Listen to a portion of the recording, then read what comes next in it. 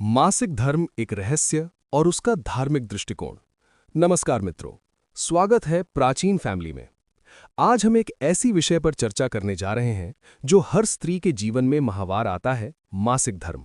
ये एक ऐसा विषय है जिसे अक्सर समझने और स्वीकारने में झिझक होती है, लेकिन इसके पीछे कई धार्मिक और सांस्कृतिक मान्यताएं जुड़ी हुई हैं। क्या आपने कभी सोचा है कि मासिक धर्म स्त्रियों को ही क्यों आता है और मासिक धर्म के दौरान किन बातों का ध्यान रखना चाहिए? क्योंकि यदि इन नियमों का उल्लंघन हो जाए तो माना जाता है कि वो अपकार और पाप का कारण बन सकता है।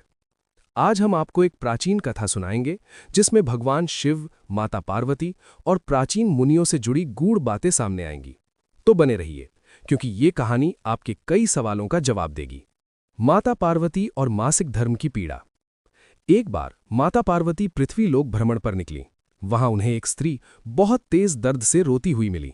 वो बोली, माता, मासिक धर्म के दौरान मेरा दर्द अत्यंत कठिन है और मुझे ये सहन करना पड़ता है। ये सुनकर माता पार्वती के मन में सवाल उठे, मेरी सखियों को मासिक धर्म में इतनी पीड़ा क्यों झेलनी पड़ती है? क्या वे इंसान नहीं? मासिक धर्म एक क्यों उन्हें समाज में अलग थलग और अछूत माना जाता है? अपने मन की बेचैनी लेकर माता पार्वती सीधे भगवान शिव के पास पहुंची। भगवान शिव ने उनका मन समझते हुए कहा, हे माता, इस संकट की गूढ़ व्याख्या एक प्राचीन कथा में छुपी है। यदि आप इसे ध्यान से सुनेंगी तो हर शंका का उत्तर मिलेगा। सुधर्मा और गुरु वशिष्ठ की कथा। ये कथा सुधर्मा नाम के एक ब्राह्मण की है जो अनाथ था और अपने गुरुकुल में वेदों का अध्ययन करता था। अपनी धर्मपूर्ण जीवन शैली के कारण वो सभी के लिए आदर्श था। उसकी पत्नी सत्यभामा भी एक धर्मपरायण स्त्री थी। सुधर्मा ने एक दिन भगवान सत्यनारायण की पूजा रखी और अपने नगरवासियों व ब्राह्मणों को भोजन करवाया। पूजा और भोजन के पश्चात जब वो अपने घर के बाहर निकला तब उसने एक अजीब दृश्य देखा। एक कुत्ता और एक सुवर्ण जो आपस में बात कर रहे थे। सुधर्मा को आश्चर्य हुआ जब वो जान पाया कि वे दोनों उसकी ही पूर्वज आत्माएं हैं जो पाप के कारण इन रूपों में जन्मे हैं। शोचनीय था कि सुधर्मा के माता पिता ने पिछले जन्म में ऐसा कौन सा पाप किया था जिससे उनकी ऐसी दशा होनी पड़ी।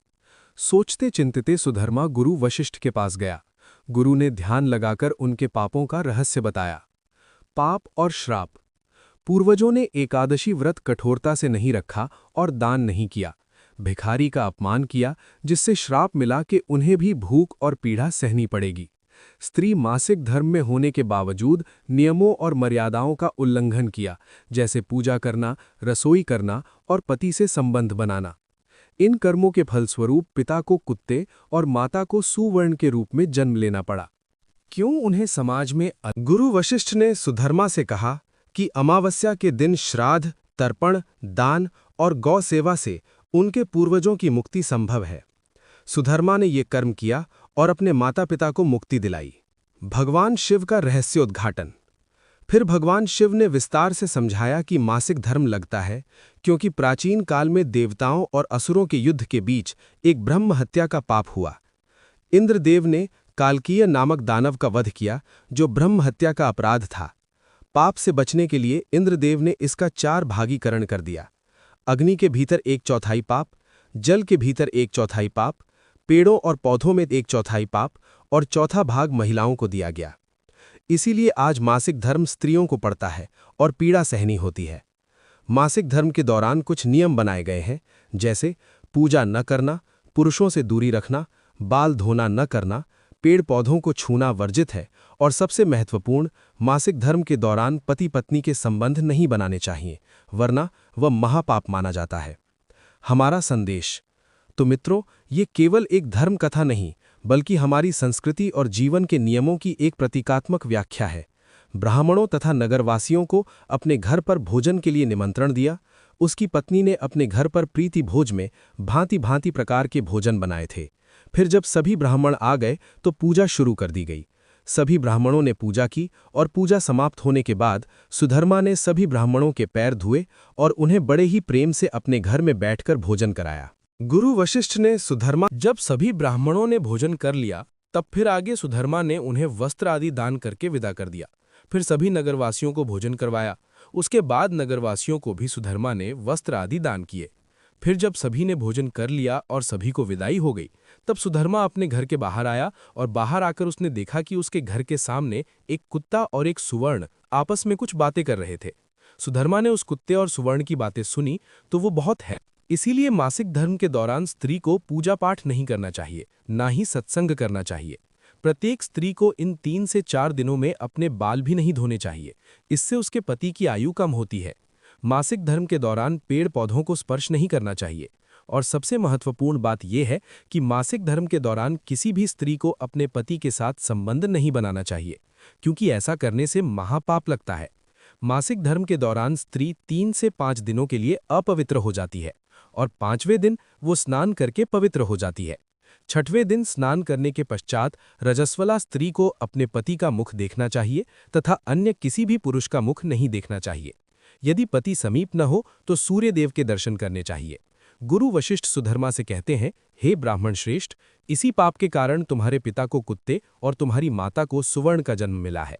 मुनि वशिष्ठ जी की ये बात सुनकर सुधर्मा ने कहा, हे गुरुदेव, आपने ये तो बता दिया कि मेरे माता पिता को किस पाप के कारण कुत्ते और सुवर्ण का जन्म मिला है। जब सभी ब्राह्मणों ने भोजन, किंतु आपने ये नहीं बताया कि अब मैं अपने माता पिता की मुक्ति के लिए क्या करूं।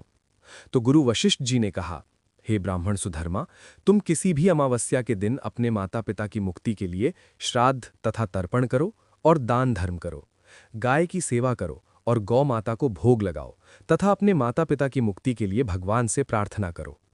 फिर सुधर्मा अपने घर जाता है और अमावस्या रात्रि को श्राद्ध करता है और इस तरह उसके माता पिता को मुक्ति मिलती है। मित्रों, कथा को आगे बताते हुए भगवान शिव माता पार्वती से कहते हैं, हे देवी, अब तो आपको पता चल गया होगा कि स्त्रियों को मासिक धर्म में कौन से कार्य नहीं करने चाहिए। अब मैं आपको ये भी बताता हूं कि स्त्रियों को मासिक धर्म क्यों आता है और मासिक धर्म के दौरान उन्हें इतनी पीड़ाएं क्यों झेलनी पड़ती हैं। तो सुनो, सतयुग में कालकेय नाम का एक प्रसिद्ध दानव हुआ था। दानव प्रवृत्ति का था और वो हमेशा युद्ध करने के लिए तत्पर रहता था। फिर एक दिन सभी दानव कालकेय दानव के साथ मिलकर स्वर्गलोक पर अधिपत्य करने के लिए आक्रमण कर देते हैं। उन असुरों के पास भयंकर शक्तिशाली अस्त्र और खंजर थे। ये सब देखकर स्वर्गलोक के सभी देवता भयभीत हो जाते हैं और वो तुरंत ब्रह्मा जी के पास पहुंच जाते हैं। सभी देवताओं को एक साथ देखकर ब्रह्मा जी ने कहा, क्या बात है, आप सभी इतना घबराए हुए क्यों हो और एक साथ मेरे पास क्यों आए हो? स्वर्गलोक में सब ठीक तो है ना? तो देवताओं ने कहा, नहीं ब्रह्मदेव, स्वर्गलोक में कुछ ठीक नहीं है, किंतु आपने स्वर्गलोक पर अधिपत्य करने के लिए असुरों ने आक्रमण कर दिया है, इसीलिए हम सभी आपके पास मदद मांगने के लिए आए हैं, क्योंकि असुरों के पास अस्त्र शस्त्र हैं और हमारे पास अस्त्र शस्त्र भी नहीं है। तो ब्रह्मा जी ने कहा, तुम सभी देवता इसी क्षण महर्षि दधीच जी के पास चले जाओ, वे तुम्हें अपनी शरीर की हड्डियों से तुम्हें अस्त्र शस्त्र प्रदान करेंगे और तुम उन्हीं अस्त्रों का प्रयोग करके असुरों का वध कर सकोगे। फिर सभी देवता महर्षि दधीच के आश्रम पर जाते हैं और वे सभी उनसे प्रार्थना करते हुए कहते हैं, हे दधीच महर्षि, स्वर्गलोक पर असुरों ने आक्रमण कर दिया है और हमारे पास उनसे लड़ने के लिए अस्त्र शस्त्र नहीं है, इसीलिए हम आपसे मदद मांगने आए हैं, कृपया करके आप हमें अस्त्र शस्त्र प्रदान करें। देवताओं की यह बात सुनकर महर्षि दधीच उन्हें अस्त्र शस्त्र दे देते हैं। फिर सभी देवता अस्त्र शस्त्र लेकर स्वर्गलोक जाते हैं और उन असुरों से युद्ध करने लगते हैं। युद्ध में इंद्रदेव भी थे, जो असुरों को पराजित कर रहे थे, और इस प्रकार से दैत्यों और देवताओं के बीच आकाश मार्ग में भीषण युद्ध चलता है। फिर देवराज इंद्र और असुर काल के आमने सामने आ जाते हैं, दोनों के बीच भीषण युद्ध होता है और देवराज इंद्र अपने वज्र का प्रहार करके कालकेय को मार डालते हैं, किंतु उसके शरीर में एक ब्रह्म हत्या वास करती थी, जिससे इंद्रदेव को ब्रह्म हत्या का पाप लगता है। इसीलिए देवराज इंद्र ब्रह्मदेव के पास जाते हैं और उनसे ब्रह्म हत्या से छुटकारा पाने का उपाय पूछते हैं। तो ब्रह्मा जी ने कहा, हे इंद्रदेव, ब्रह्म हत्या के इस महापाप से बचने का एक ही उपाय है कि आप इस ब्रह्म हत्या को 4 भागों में दान कर दो, जिससे तुम इस पाप से पूरी तरह से बच जाओगे। तब इंद्रदेव ने कहा, ठीक है।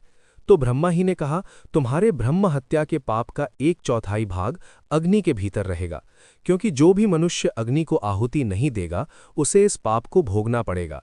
और तुम्हारा दूसरा 1/4 भाग जल के भीतर रहेगा, जो भी जल में थूकेगा अथवा जल में मलमूत्र का त्याग करेगा उसे भी इसका पाप भोगना पड़ेगा। और इसका तीसरा 1/4 भाग पेड़ पौधों और वृक्षों के भीतर रहेगा, जो भी मनुष्य अकाल कारण ही वृक्षों को काटेगा उसे भी ब्रह्म हत्या का पाप लगेगा। फिर कथा को आगे बताते हुए भगवान शिव ने कहा, हे देवी, इस तरह ब्रह्म हत्या के जिस घोर पाप से बचने के लिए इंद्रदेव ने पाप के 3 हिस्से अग्नि, जल और वृक्ष को दे दिए, और जो इसका चौथा हिस्सा था जो स्त्रियों ने ले लिया था, इसी कारण आज स्त्रियों को मासिक धर्म आता है और इतनी पीड़ाएं झेलनी पड़ती हैं। इसीलिए जो भी पुरुष मासिक धर्म के दौरान स्त्रियों को स्पर्श करता है अथवा उनके साथ संबंध बनाता है, उसे ब्रह्म हत्या का पाप लगता है। भगवान शिव कहते हैं, हे देवी, अब मैंने आपके सभी प्रश्नों के उत्तर दिए हैं। तब माता पार्वती प्रसन्नता के साथ बोली, हे प्रभु, मैं इस अनमोल ज्ञान का अवश्य ही प्रसार करूंगी। आश्चर्यचकित हो गया, क्योंकि वह कुत्ता और सूअर और कोई नहीं बल्कि उसके माता पिता ही थे, जो पिछले जन्म में पाप कर्मों के कारण ही इस जन्म में कुत्ता और सूअर बन गए थे। ये सब जानकर सुधर्मा अपने मन में सोचने लगा, अरे, ये तो मेरे माता पिता ही हैं जो मेरे घर पर पशु बनकर आए हैं। किंतु मेरे माता पिता ने पिछले जन्म में ऐसा कौन सा पाप किया था जिस कारण से आज उन्हें कुत्ते और स्वर्ण का जन्म मिला है। मासिक धर्म को लेकर समाज में जो भ्रांतियां हैं उन्हें समझना जरूरी है। साथ ही स्त्रियों के प्रति सम्मान और सहानुभूति भी जरूरी है। माता पार्वती ने भी ये ज्ञान प्राप्त कर इसे प्रसार करने का निश्चय किया, और हमें भी ये सीख मिलती है कि हम इस ज्ञान को अपनाएं और दूसरों तक भी पहुंचाएं। अगर आपको ये कथा पसंद आई हो तो कृपया वीडियो को लाइक करें, चैनल को सब्सक्राइब करें और कमेंट में अपनी राय जरूर साझा करें। हर हर महादेव। जय मां लक्ष्मी।